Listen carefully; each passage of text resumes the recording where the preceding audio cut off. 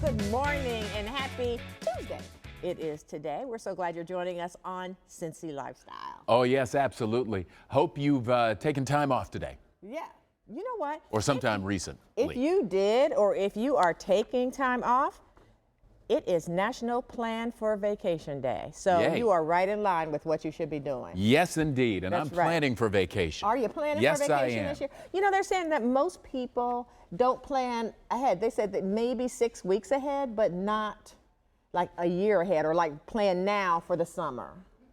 I was planning for this year's vacation last year. 'Cause last year I burned up all my vacation days early, so I was dreaming about vacation. What about you? You got where is the Mona Morrow show going next? I dream about vacation, but I don't actually plan it until probably in that 6 to 8 week field. Yeah, somewhere in there. But you know what? This is what's sad. Are you ready for this? 662 million.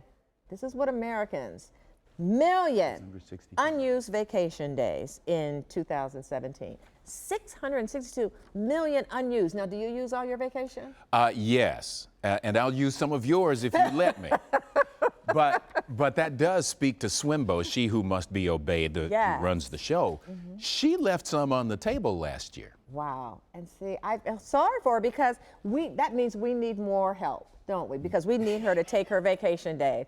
She lets us get away with more when she takes her vacation day. She absolutely does. She absolutely does. I tried to borrow some of her vacation Did days. you? Company won't let that happen. Oh, man. Oh, well.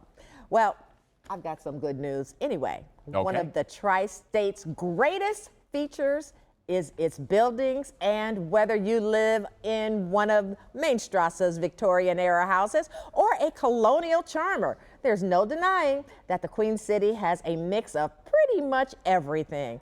And that is the topic for this month's edition of Cincinnati Magazine. Right, Clive? Absolutely, Mona. And right now I want to welcome local architect Kurt Platt and John Fox, who is the editor-in-chief, commander, major general, whatever, at Cincinnati Magazine. Thank you both for being here. Thank you. So, John, talk to me about two things. First of all, how did you decide that architecture would be the cover of this month's edition? And number two, how did Kurt wangle that job of being the cover boy? That's what your son called it, right? Cover boy. Yeah, cover boy. Yep. So, so we try to cover every month what life in Cincinnati's like. How did we get here? Where are we going? And I think what we were thinking about was the built environment, the buildings we live in, the buildings we go to work in, the buildings we have fun in, have as much to do with the character of Cincinnati as the people do. And when you look back over 200 years of how we got here, different styles, some clash with each other, some complement each other, and then we end up with this real sort of patchwork of architecture that just sort of feels like it all belongs, which to me is sort of a metaphor for life in the city. Well, one of the properties that you spend a fair amount of time talking about, and Kurt, I'm sure this really registers high on your radar, is the Colonial house. Why? What's special about it? So it is the oldest existing brick building in northern Kentucky. It was built in 1815, back when Covington wasn't even a city yet. And we picked that building. We could have picked a number. There's a number of buildings in that Covington Historic District, as well as in over the Rhine and the West End, that come from that era, but we just thought it was a nice representative building that was a private home, then it became different things, and now it's back as a private home. So it kind of tells its own story, Kurt. What is that story to you as an architect? Well, Cincinnati and northern Kentucky, during the turn of the century, there was a lot going on culturally, and there tons of styles that just kind of came into this area, and every building seems to have a story around the neighborhood, what's happening in the city at that time, but also the people that lived in it. And so we try to embrace that. I think they did that in that time period. That was a long time ago. So as we were talking before the program, this area is actually pretty architecturally rich, right? Yeah, it is. There were numerous styles that showed up in Cincinnati at the end of the 1800s and early 1900s. I've worked in a lot of different cities, but none of those cities really compare as far as numbers of styles that show up. You know, we have Victorian, we have Romanesque, Italianate, We have bungalow, mid-century, modern. I mean, the list goes on and on. The magazine covers, I think, 20 of them. Yeah. And that's just really a sliver of the Scratching the surface, tip of the iceberg. That's not all that's in the magazine this month, though. We do want people to know that, right? Yeah. Right, So quick. we also, but in this package, we also talked to Beth Johnson, who is at the City of Cincinnati. She runs the historic districts, and she has a really good conversation about how Cincinnati has embraced the past, but still has to move on and build new things. And then we also talked to some students and professors at DAP, at their architecture program, because they're the future of architecture. So let's talk right quick about how people can find this article. Sure. Yeah. So the subscribers will have gotten it in the mail this week, and then it'll go on sale on the newsstand next week. So we actually have a sneak preview today. You can't actually buy it yet, but you can next week at wherever you buy magazines. All right, and Kurt's on the cover. Kurt is on the cover. Let's just get that on the. Yeah. Okay, gentlemen, thank you so much for being here. Kurt wants to choke me. Thanks a lot, Mona. All right. Well, while bourbon whiskey has been distilled since the 18th century, this drink has been on the upswing with younger generations. But a unique distillery is trying to make this spirit more approachable for everyone. It's called Brain Brew, and our Allie Martin, of course, went to see what it's all about. So I am right now here with Philip, Doug, and Joe, and we are at Brain Brew. Now, Doug, you are the mastermind behind Brain Brew. Tell us what it is.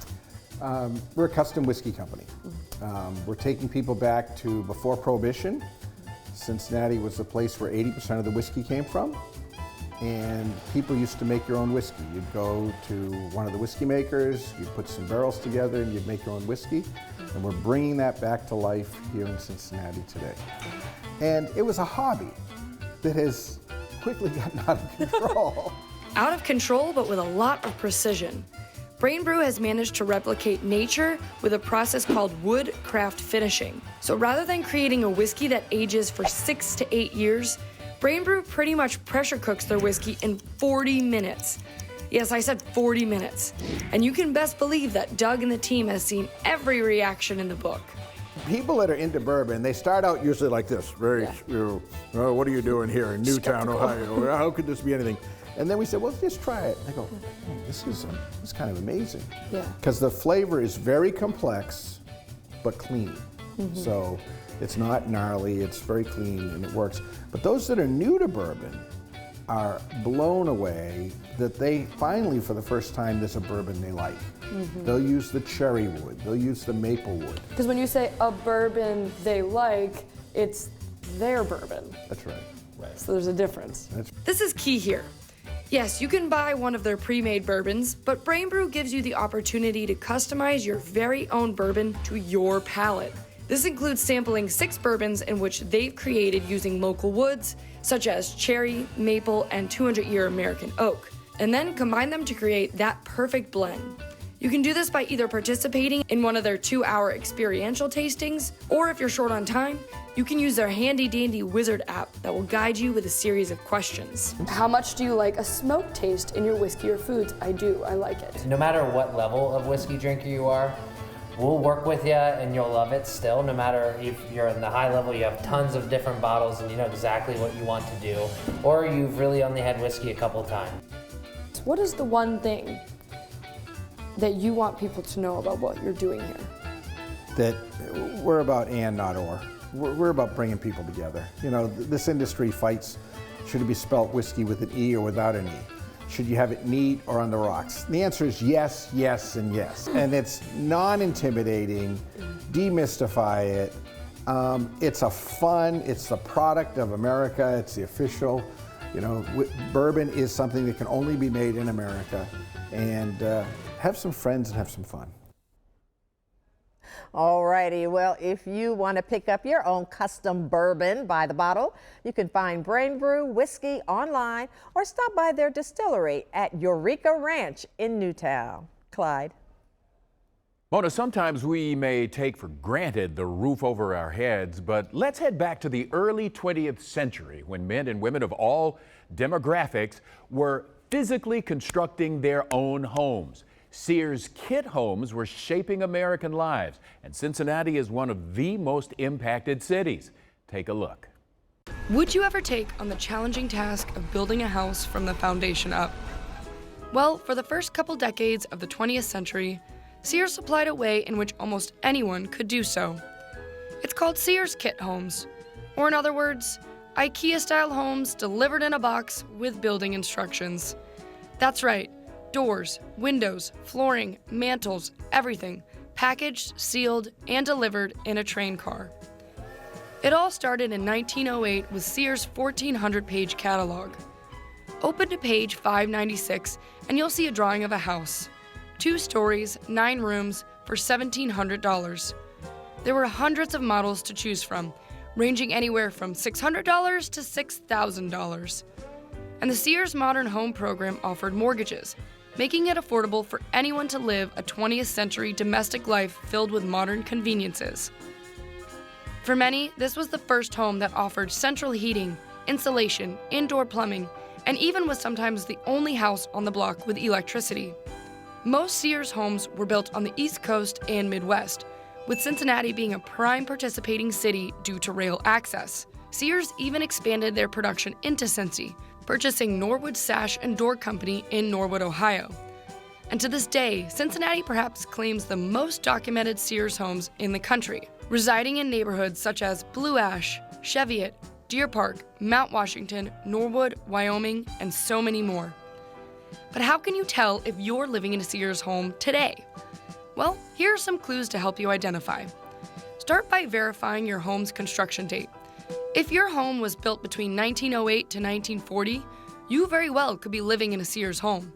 Also look for stamped lumber on exposed beams, joists, or rafters in your basement, crawl space, or attic. Inspect the back of moldings and trim for shipping labels. Check and compare the home's floor plan and footprint to your room dimensions. Look at the column arrangement on your front porch and see if its uniqueness identifies with other Sears homes. And square block molding at staircase landings is also a sign that you could be living in a Sears home. Unfortunately, there's no simple method of knowing whether or not you live in a Sears home. Inspection is the only way. With the rise in suburban living after World War II, no one wanted to admit they lived in a Sears home. Many homes underwent major renovations, and after Sears discontinued its modern home catalog in 1940, all documents and sales records were destroyed. And now, even though Sears as a company is no more, many of its model kit homes are still standing proof of modern American living. Well, technology and safety create a win-win partnership. Coming up here on Cincy Lifestyle, we'll talk to a police commissioner about the safety efforts being made to make sure the Super Bowl is a winner and how technology plays into this. Plus, if you're looking to start a business or build connections, then we've got the resource for you. We'll talk more about Blue North and how they can help local business owners. Keep it right here. We'll be right back.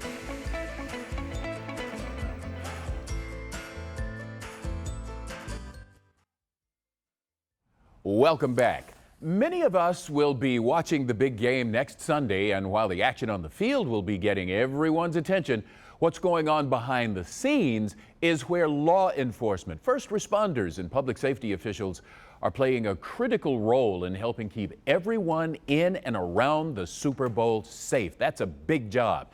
And here to talk about the role technology plays in safety efforts is Bill Bratton, the former police chief for the city of Boston, for Los Angeles and New York City, so you should know his name, as well as Maggie Hallback, who leads the nationwide team responsible for developing advanced technology solutions for public safety at Verizon. Thank you both for being with us this morning. And can you begin by telling us a little bit about some of the safety preparations involved with hosting a large-scale event such as the Super Bowl?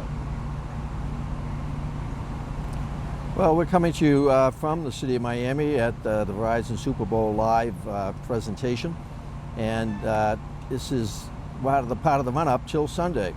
But for the last 2 years, Verizon law enforcement officials have been planning to ensure that what the public sees and experiences on Sunday, as well as in the myriad of other events around Miami on that day and in the run-up to it, that safety is assured. And to ensure safety, it requires communication that is collaborative, that is consistent, that is reliable. And that's what Verizon has been committed to providing in this event, as well as previous Super Bowls that I've been privileged to be involved with. So the public can rest assured that they can sit back, enjoy the game, cheer on their team. The safety component of it is being well taken care of. And Maggie, technology is obviously a big component of that safety profile. Can you tell us what's going on in Miami for the Super Bowl from the technological point of view? Yeah, absolutely. So Verizon is the #1 network for public safety.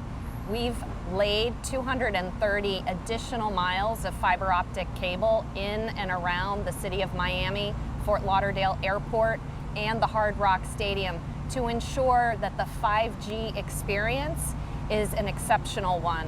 This is an $80 million investment in the community in and around Miami. So, Commissioner Bratton, why is this kind of collaboration so important from your perspective? You cannot have public safety without collaboration. You can't have collaborative public safety without communication capabilities. And the wonder and beauty of 5G is going to dynamically change the capacity and capability of law enforcement, particularly in their use of not only just voice communication, but data and video that are so essential in the 21st century for ensuring public safety. So that commitment is being made here and will ensure a safe event, not only on Sunday, but going forward into the future. All right, unfortunately, we've run out of time, but can you tell us where folks who are looking to get more information about the safety aspect of the Super Bowl can go to get that information? Sure. Yeah, absolutely. Go to verizon.com/public safety and you can learn more about the technology that we're showcasing to support the Super Bowl and Super Bowl 54. Well, Bill, Maggie, glad you both are on the job, and thank you so much for talking with us today. Thank you. Well, is 2020 the year you become your own boss, or is it the year you take your business to the next level? Well, there is help when it comes to connecting people to opportunities in Northern Kentucky. And right now, I want to welcome Britt Fitzpatrick, the Director of Entrepreneurship and Innovation at Northern Kentucky Triad, who leads the Blue North program. Britt, thanks for coming on. Thanks for having me. Absolutely. So tell us a little bit about Blue North. Sure. So Blue North is the community for entrepreneurs in Northern Kentucky. And as you said, our job is to make sure that entrepreneurs throughout 8 counties can get connected to the resources that they need to either launch a business or take it to the next level. And we provide in-house programs and services like workshops and one-to-one office hours, and then we connect them to the other resources that are available in the community. All right, so tell me why you think this is needed, especially in Northern Kentucky. Absolutely. So you'll hear the term entrepreneurship ecosystem used a lot. And an ecosystem is basically a community of things that are interrelated and work together in a system. So we're creating that system for entrepreneurs. And you look at companies like Kroger and P&G today, and you forget that they were started by entrepreneurs. And so our job is to make sure that entrepreneurs today have the resources they need to create that next generation of great businesses. All right, so tell me a little bit about how you're really fostering entrepreneurship in Northern Kentucky and why it really is important. Absolutely. So Northern Kentucky is essentially the southern part of the greater Cincinnati region. So anything that we do actually impacts the entire region. And what we're seeing nationally is that when they're properly supported, small businesses and startups, they create jobs, they bring in talent, they bring new ideas to the community that can benefit corporates. And so the resources that we're providing really enable the growth of the entire community and the people who live in it. All right, so you've got a 9-week program. Tell us about that. Yes, Co-Starters. So Co-Starters is a national program. It is based out of Chattanooga. They've graduated 3,000 entrepreneurs thus far, and we're actually launching it in the rural communities in Northern Kentucky because they have a unique set of challenges. And it's a binder, Yes. so it's very accessible, and it basically breaks down everything you need to vet whether you should move forward with an idea to create a sustainable business. All right, so important question. Yes. Where can people get more information? Sure, so you can email us at hey@bluenorthky.com, And make sure you head to our website at bluenorthky.com, sign up for our newsletter, reach out for office hours, and follow us on social media at We Are Blue North. All right, Britt, thank you so much for bringing on this great information. We appreciate it. Thank you. All right, we'll be right back.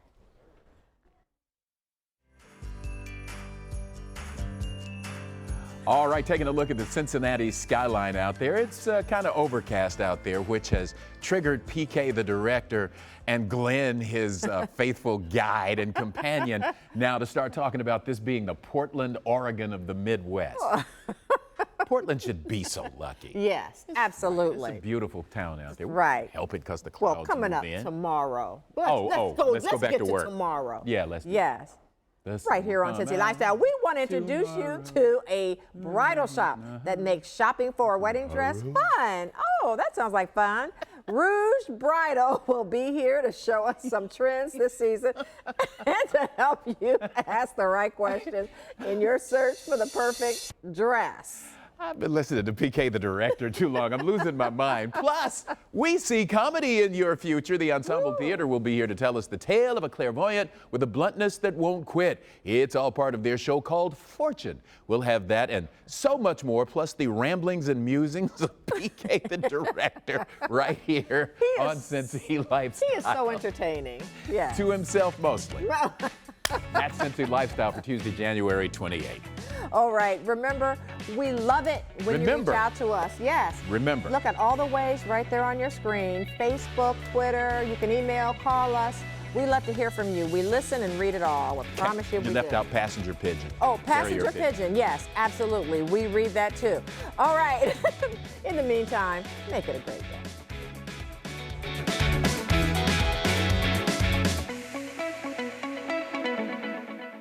Thanks for watching our video. If you liked what you saw, hit that subscribe button. You can also check out full episodes of the show you've never seen before or watch your favorites again and again. And as always, make it a great day.